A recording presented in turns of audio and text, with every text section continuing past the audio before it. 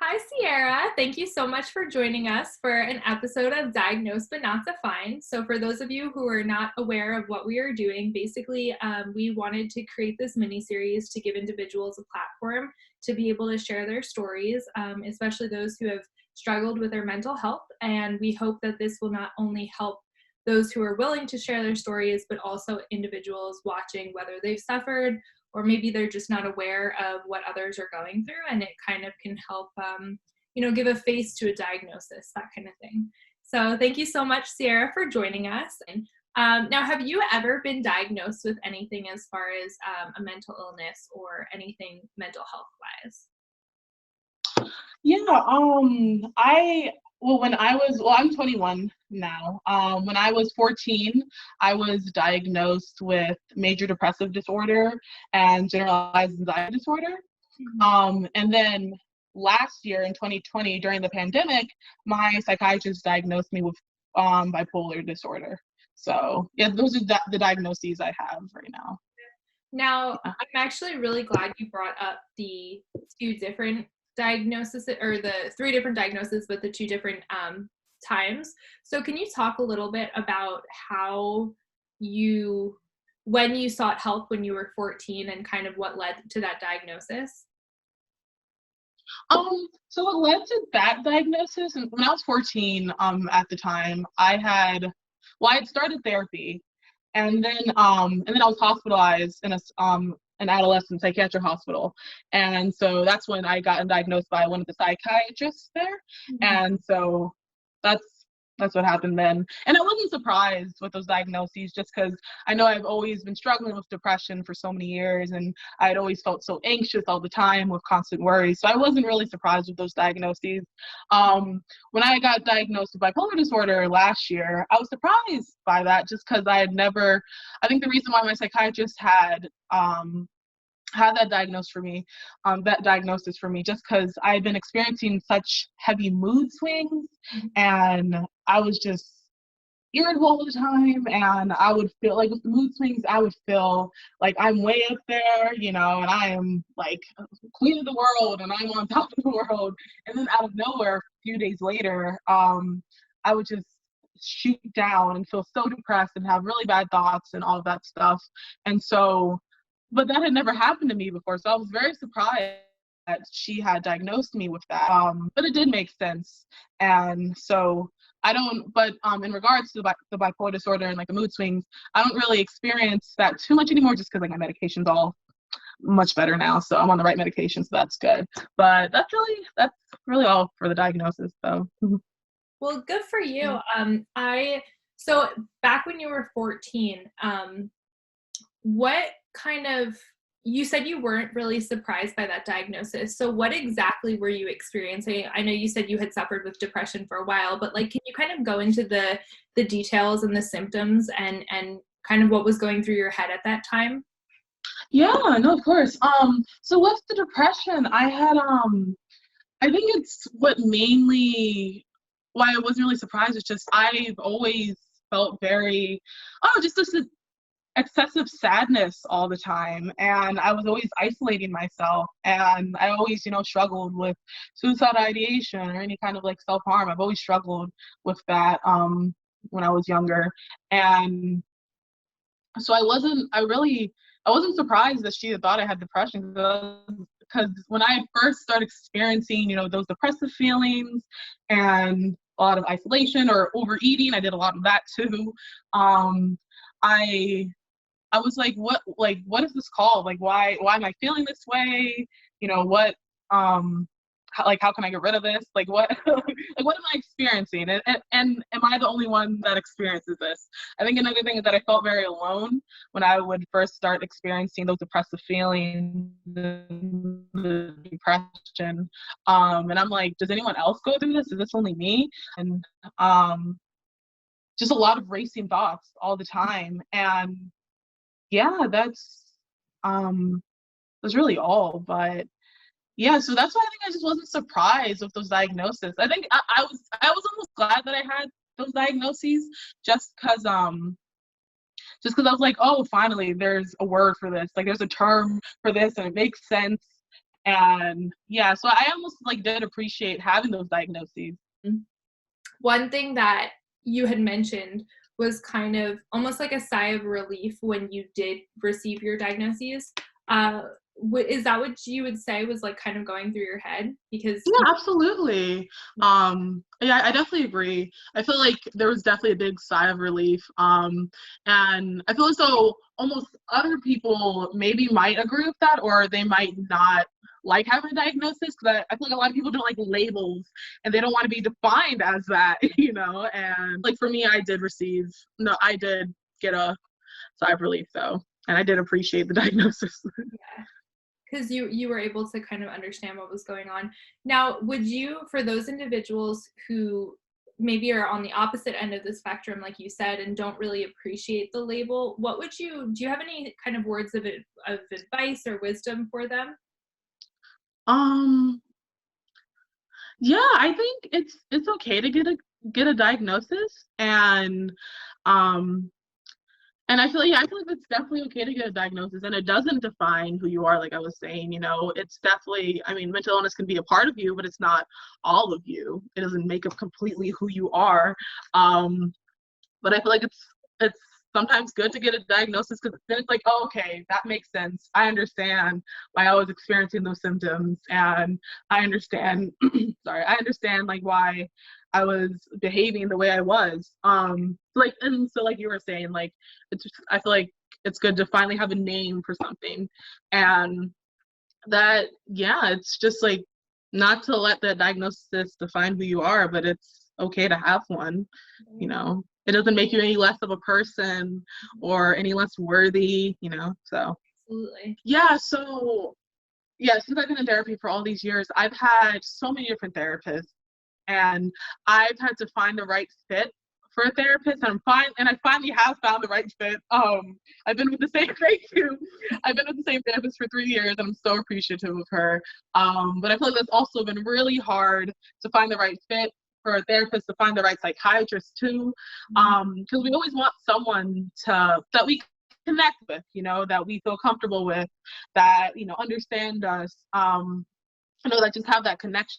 So that's been a really big thing for me. It's taken me a long time to get to that point to have my voice. So that's been a really big thing for me. So those are just a few things in my recovery journey, but they've been huge things, really.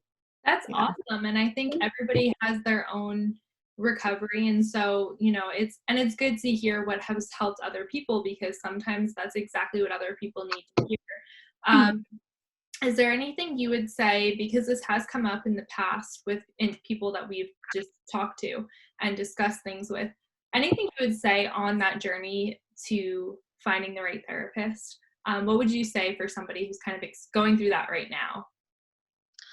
Um, that it's okay if it takes you a long time to find the right therapist. It took me a long time to find the right therapist. But also, if you are with a therapist that you do not like, that you do not connect with, it is okay to, you know, not be with them anymore and find a new one. Because I was in that spot where I was with a therapist. And I was with her for too long. I was with her for like 4 years, and I shouldn't have been, because I really didn't like her. She was so insensitive, and I really didn't like her. But I stayed because I was like, I don't want to try out with someone new. You know, I'm gonna have to explain my whole story again and all of that. But it's worth it, you know, and you'll be happier and you'll get more out of your therapy. Um, so it is okay if you want to change therapists. Even if they get offended, it's totally fine. Like, you have to do what's best for you. You know, you always have to do what's best for you and your mental health. So yeah. I love that. I think that's super important. And, it is going to be a process and it might be challenging to kind of constantly retell your story and that kind of thing. But it's definitely worth it in the end because, like you said, you have to do what's best for you and your mental health. And that's what it comes down to. So you had mentioned back in 2020 last year, I'm like, what year is it? I don't even know anymore. But with you had been diagnosed with bipolar Yeah. disorder. You had been diagnosed with bipolar disorder. And you had mentioned that now your medicine is, stable and has helped a lot. And so you've really noticed a change in those mood swings. Can you talk about your journey with your medicine as well? Because, that's one thing, that's another thing that we've heard a lot of people discuss and how difficult it can be to kind of find the right medicine and even the right dosage as well. Yeah. Um, yeah, I have been on that journey for a long time too. I've probably been through like 12 different medications since I was 14, just because that's another similar to a therapist. You have to find the right one for you too. And it'll be okay. And it's okay if you have to try out a few different ones first, because it takes a long time sometimes to find the right fit. And like you were saying, find the right dosages and even find the right psychiatrist. That's a big thing too, because it's really hard to find a really good psychiatrist sometimes. It took me a long time with that as well, but I finally found a good one. Um, but yeah, sometimes that can be very frustrating to have to keep trying on different dosages and seeing, they're not working and having all these side effects and all these symptoms. But yeah, it's a process, but it's definitely worth it in the end, just because I know medication has helped me tremendously, and I have finally found I think I found the right dosages and the right medications for me. I think I finally found the right one. But yeah, it's definitely a journey, but it's worth it. I think it's very worth it in the end, especially if medication is something you need. Right. So. Absolutely. And I think another thing, like you had mentioned being your own voice and all of that. And one thing that we've seen a lot is your videos and all of your positive posts on your positive posts on Instagram and TikTok and all of that. What was kind of the inspiration behind all of that? I think that's awesome. It's basically it's like you're doing your own version of what we're doing. Like we're trying to get the word out there, and that's exactly what you're doing as well. And so what kind of inspired you to do all of that? Yeah, thank you so much. I really appreciate that. um, yeah, I got to a point in my life where I was like, I want to spread positive. I've always been a very positive person, but it's like, yeah, I got to a point in my recovery where I was like, I want to talk about my own story and my own journey, and I feel like this can help people. And mental health is already so stigmatized, as you know. So it's like I want to help, destigmatize that, and I want to help in that journey. So yeah, I don't know. I think I just kind of it was at first I was really scared. I was really scared just because I was like, oh my, I never really talk about myself. I've never really been that kind of person to talk about my own personal things, at least in front of people, only like with my therapist. So for me to start doing that, that was taking a leap of faith because I was so scared. But then I was like, I think this is going to help people. I think this is going to help people. And that's what I've always wanted to do. And so I've been doing that for like almost 3 years now, and I've helped a lot of people, and I'm almost surprised about all the help I have like provided for others. We always assume that anybody with depression will look like they will look so gloomy all the time, they'll look sad or they'll be crying all the time. But maybe you don't know that the person right next to you who looks so happy and sunshiny might be struggling with major depression. And we assume, yeah, that mental illness does have a look when it's not the case. So I think it's really good to talk to people and educate yourself and be more informed on mental health and mental illness, just because, like your family member might be struggling with it and you don't even know. And sometimes it could be too late, before, sometimes it could be too late before you even know anything about what they're going through. So yeah, I think it's just good to keep an open mind on mental health and to check in with others and to even check in with yourself as well. So, yeah. Absolutely. I love that. And I think it's important to check in with yourself as well, too, because especially, in the world we live in, there's a lot of things going on. There's a lot of different triggers. And so it's good to be able to kind of have that open communication with yourself as well.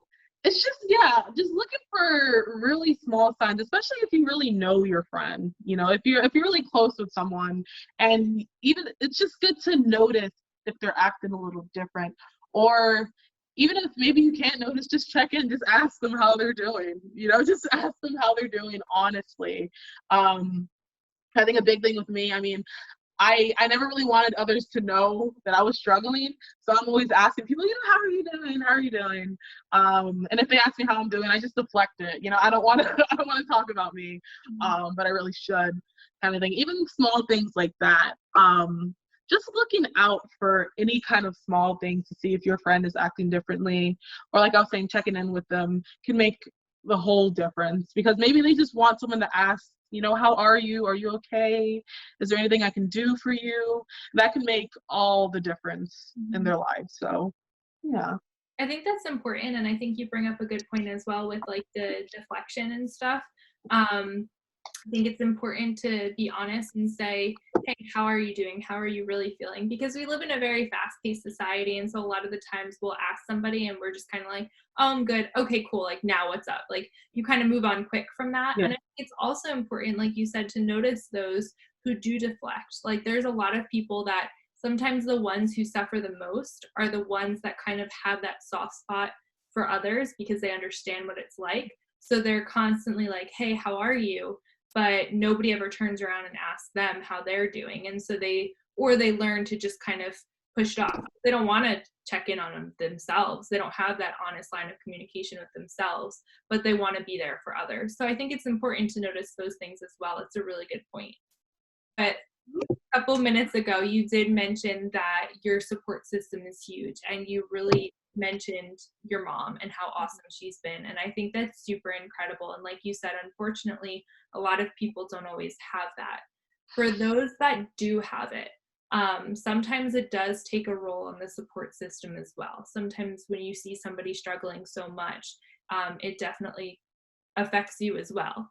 Do you have any kind of words of advice for the support system for the people that are in your mom's shoes as well? I think a big thing would be to take care of themselves as well, to practice self-care, just because I know, like, my mom probably wasn't practicing self-care, and I know she was always worried about me and probably not making sure she's eating and she's sleeping and taking care of her. So I think that's a really big thing,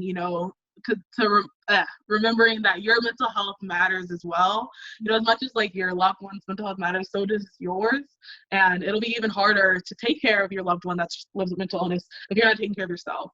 So I think that's a huge thing, is to practice self-care for yourself and to check in with you. So that's a big thing. Absolutely. That's really good advice, and definitely very important for people to remember. Now we've had the pleasure of getting to know you. I feel like for a year or two now, like at least. Yeah. Through your organization, you're the president of Active Minds at Kean University. So that's awesome. Good for you. I think that's incredible, because you started off as, I forget, what was your role originally? I started off as a secretary. Yeah.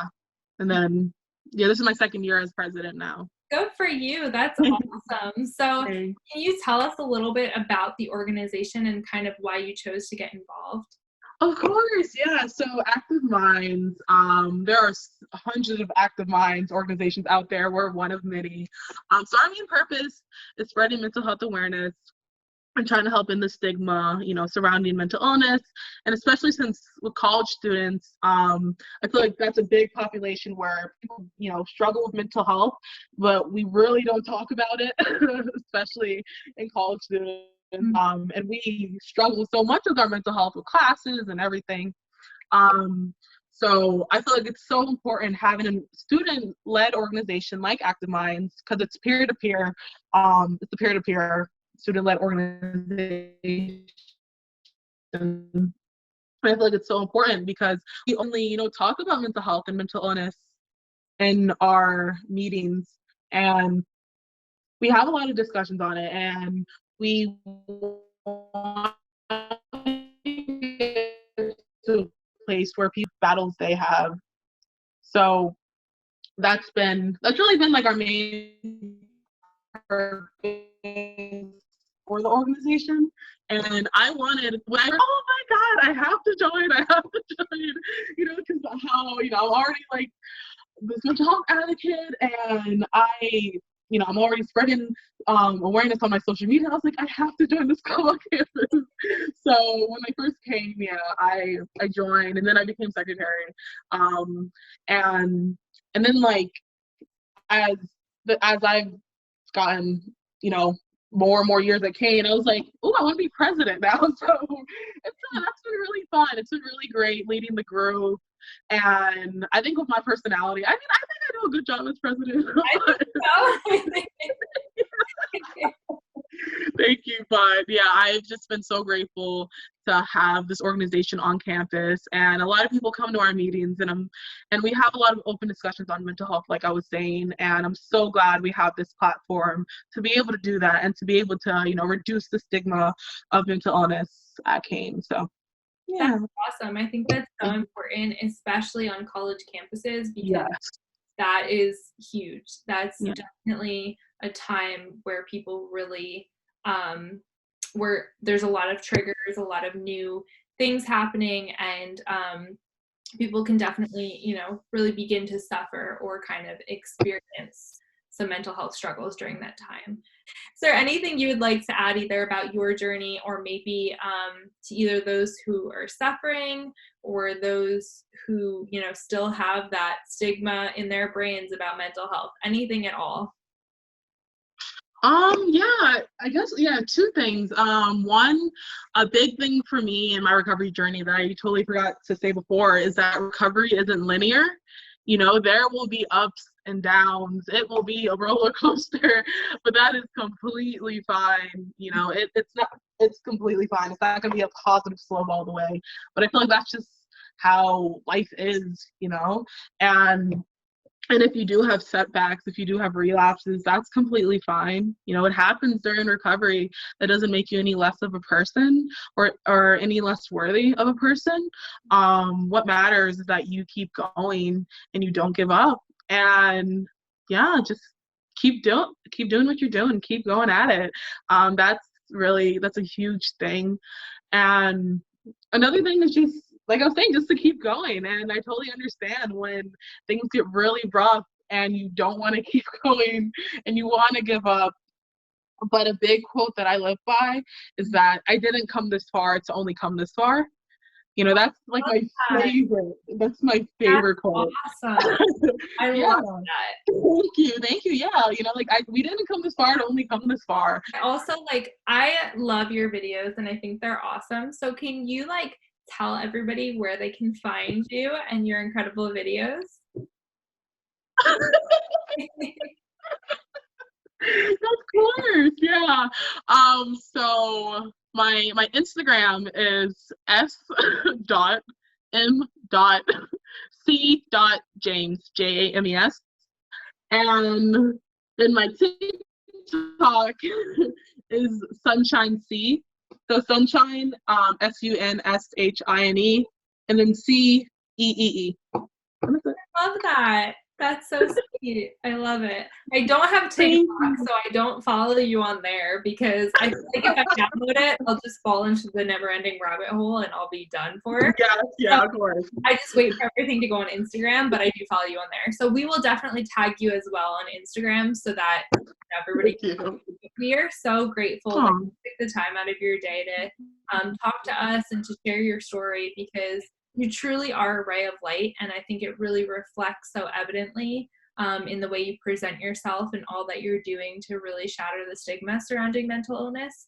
And we're really grateful. So thank you so, so much. We appreciate it, Sierra. You are so kind. You guys are so kind. I love Ricky's Compass. When I first heard about you guys, when I first met you guys, I was like, oh my God, you guys are so great. I just love it. I love everything your organization stands for. I love all of it. So you're all such amazing people. So no, thank you so much for having me. This has been wonderful. I love this. Thank you. Thank you so much. We're so grateful. And we can't wait for the finished version and everything. No, we're so grateful, seriously, to have you on here. And you, like I said before, you truly are a ray of light. And I didn't realize everything that you, when I first met you, I was like, she's so fun, she's so awesome. We met through, our organizations and everything. And then to really have a better understanding of what you've gone through. It's just incredible how far you've come and your journey. So thank you so much for sharing it.